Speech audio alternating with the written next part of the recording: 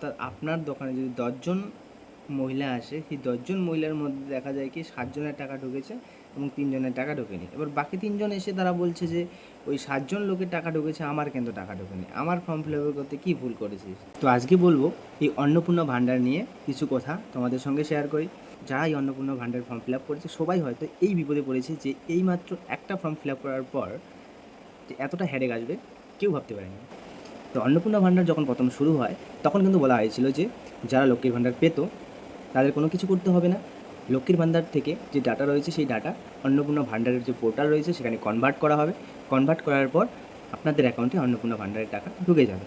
তারপর বলা হলো কি যে অন্নপূর্ণা ভাণ্ডারের টাকা পেতে হলে আপনাদেরকে 13 পাতার একটা ফর্ম রয়েছে, সেই ফর্মটা ফিল আপ করে তার সঙ্গে যে নথিগুলো প্রয়োজন সেই নথিগুলো জেরক্স করে অ্যাটাচ করার পর সেই ডকুমেন্টগুলো অ্যাটাচ করার পর সেই ফর্মটিকে গ্রাম পঞ্চায়েত অফিসে জমা করতে হবে। সবাই তাই করলো। করার পর কিছু সংখ্যক লোকের টাকা ঢুকে গেল, আবার কিছু সংখ্যক লোক কিন্তু বাদ পড়ে গেল। এবার তারপর যেটা আসলো যে এভাবে হবে না, আপনাদের সবার আবার নতুন করে অনলাইন করতে হবে এবং অনলাইন করে নেওয়ার পর দেখা যায় কিন্তু তারপরও কিছু সংখ্যক লোক টাকা পেলো, আবার কিছু সংখ্যক লোক টাকা পেলো না।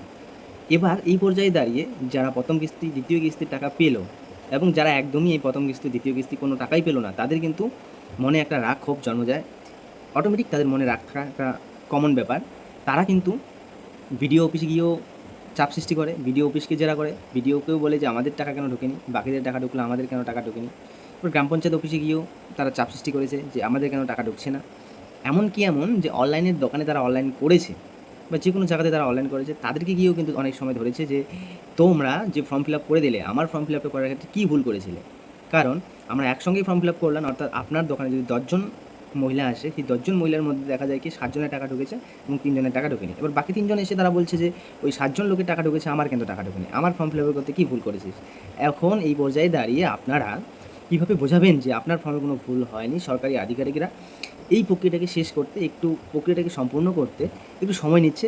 আপনারা ওয়েট করেন, আপনাদের টাকা ঢুকে যাবে। তারপরেই কিন্তু বলা হলো যে অন্নপূর্ণা ভাণ্ডারের স্ট্যাটাস চেক করা যায় কীভাবে? অনলাইন করার সময় যে মোবাইল নাম্বার দেওয়া হয়েছিল সেই মোবাইলে একটা ওটিপি আসবে, ওটিপিতে সাবমিট করে ফর্ম ডাউনলোড করে সেখানে কিন্তু উপরে দেখা যায় যে স্ট্যাটাসটা কি রয়েছে। এবং সেটাও কিছুদিন পর বন্ধ করে দেওয়া হলো। তারপর আবার কিছুদিন পর চালু করা হলো যে এখন স্ট্যাটাস দেখা যাচ্ছে। তো এবার বিভিন্ন জনের ক্ষেত্রে বিভিন্ন ধরনের স্ট্যাটাস কিন্তু শো হচ্ছে। এই স্ট্যাটাস নিয়েই আমি কিছু বলবো। যাদের ক্ষেত্রে অনলাইন অ্যাপ্লিকেশন জমা করার পর দেখাচ্ছে শুধুমাত্র সাবমিট হয়ে গেছে, কোনো স্ট্যাটাস শো হচ্ছে না, তাদেরকে বুঝতে হবে যে আপনাদের যে ফর্মটা রয়েছে সেটাতে কিন্তু এখনও কাজ শুরু হয়নি। অর্থাৎ সরকারি যে আধিকারিকরা রয়েছে তারা কিন্তু এখনও আপনাদের ফর্মটি ওপেন করেনি। এবার নেক্সট তারপর যে স্টেপটা রয়েছে আন্ডার ইনকোয়ারি, অর্থাৎ যাদের ক্ষেত্রে এই আন্ডার ইনকোয়ারি স্ট্যাটাস শো হচ্ছে তাদেরকে এটাই বুঝতে হবে যে আপনাদের ফর্মটি খোলা হয়েছে এবং ফর্মটি খোলার পর আপনাদের ফর্মটি ইনকোয়ারি চলছে এবং যদি সেই ফর্মে কোনো ভুল পাওয়া যায় সেটা রিজেক্ট করা হবে এবং রিজেক্ট করার পর সেই ফর্মটিকে বা সেই ব্যক্তিকে কিন্তু সরকারি আধিকারিকেরা ফোন করে বা কন্ট্যাক্ট করবে এবং তাদের বাড়িতে ফিজিক্যালি ভেরিফিকেশন করার পর সেই ফর্মটির কাজটা কিন্তু সম্পূর্ণ করবে এবং নেক্সটে কিন্তু তার অ্যাকাউন্টে টাকা ঢুকে যাবে। এবার যদি কোনো ভুল না থাকে তাহলে সেই ফর্মটিকে কিন্তু ট্রান্সফার করা হবে, অর্থাৎ ফরওয়ার্ড করা হবে অ্যাপ্লিকেশন আন্ডার প্রসেস। এই যে প্রসেস, এই যে সাবমিট, এটাতেই কিন্তু কিছুদিন সময় লেগে যায়। সেটা যখন এসডিও লেভেলের অর্থাৎ আধিকারিকেরা যখন ফরওয়ার্ড করছে নেক্সট লেভেলে বা নেক্সট স্টেপে, ততদিন কিন্তু তোমাদের যে অ্যাপ্লিকেশন স্ট্যাটাস সেটা কিন্তু আন্ডার প্রসেস এরকমটাই শো হবে। নেক্সটে যখন তারা ফরওয়ার্ড করে দেবে তারপর কিন্তু তোমাদের যে অ্যাপ্লিকেশন যখন স্ট্যাটাস চেক করবে সেটা কিন্তু অ্যাপ্লিকেশন অ্যাপ্রুভ এরকমটা শো বা অ্যাপ্লিকেশন সাবমিট অবলিক দিয়ে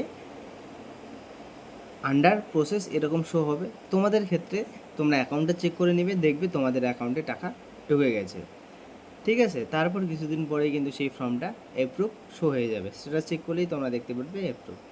এবার অ্যাপ্রুভ না হয়ে যদি তোমাদের ক্ষেত্রে শো হয়, স্ট্যাটাস যদি শো করে যে পেমেন্ট ফেইলার, এই পেমেন্ট ফেইলারে কিন্তু কিছু সমস্যা রয়েছে। তো এই সমস্যাটা কীভাবে সলভ করবে সেটাই আমি এখন বলবো।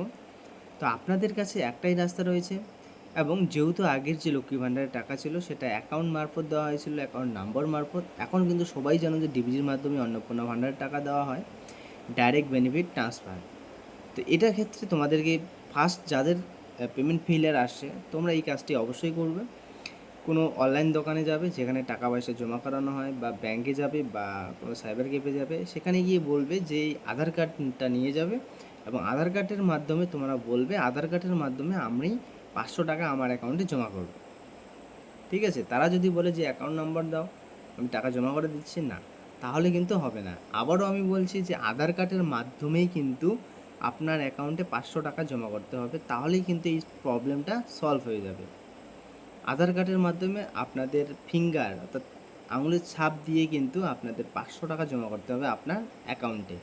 যারা করতে পারবে তাদের কাছে এই কাজটা করবেন। অনলাইনে অনেক দোকানেই এই কাজটা হয়ে যাবে। ব্যাংকে সরাসরি যেটা করে দেখে অ্যাকাউন্ট নম্বরের মারফত কিন্তু সেটা জমা করে। তো অ্যাকাউন্ট নম্বর মারফতে জমা করলে সেটা হবে না, আধারের নম্বরের মাধ্যমে হাতের ছাপ দিয়ে আপনাদের টাকা কিন্তু অ্যাকাউন্টে জমা করতে হবে। তারপর 7 দিন পর্যন্ত অপেক্ষা করবে। 7 দিনও করতে হবে না, 2-3 দিনের মধ্যে কিন্তু আপনাদের অ্যাকাউন্টে টাকা ঢুকে যাবে। যদি না ঢুকে, তারপর আমার এই ভিডিওর কমেন্ট বক্সে এসে আপনার যা মনে হয় তাই কমেন্টে বলতে পারবেন, ঠিক আছে? আর যাদের অ্যাকাউন্টে টাকা ঢুকে যাবে তোমরাও কিন্তু অবশ্যই কমেন্টে জানাবে যে আমার অ্যাকাউন্টে টাকা ঢুকলো। তো অন্নপূর্ণা ভাণ্ডার নিয়ে এতটুকুই বলার ছিল। যাদের মেনলি বিষয় যেটা বলার ছিল সেটা হচ্ছে পেমেন্টের যে অন্নপূর্ণা ভাণ্ডারের পেমেন্টের যে স্ট্যাটাস, সেটা কি দেখালে কি পর্যায়ে রয়েছে। আর বেশিরভাগ ক্ষেত্রেই দেখা যাচ্ছে পেমেন্ট ফেইলার। আর এই সমস্যা থেকে কীভাবে বেরোবে সেটারই কিন্তু একটা রাস্তা আমি বলে দিলাম। তোমরা এটা ট্রাই করে দেখো, আশা করি সবারই প্রবলেম সলভ হয়ে যাবে। তো ভিডিওটা কেমন লাগলো, যদি ভালো লাগে একটা লাইক অবশ্যই করো, এবং ফলো করে আমার সঙ্গে থেকো। এই ধরনের ভিডিও পেতে চ্যানেলটিকে ফলো করে পাশে থেকো। তো দেখা হচ্ছে পরে কোনো ভিডিওতে। ততক্ষণ সবাই ভালো থেকো, সুস্থ থেকো।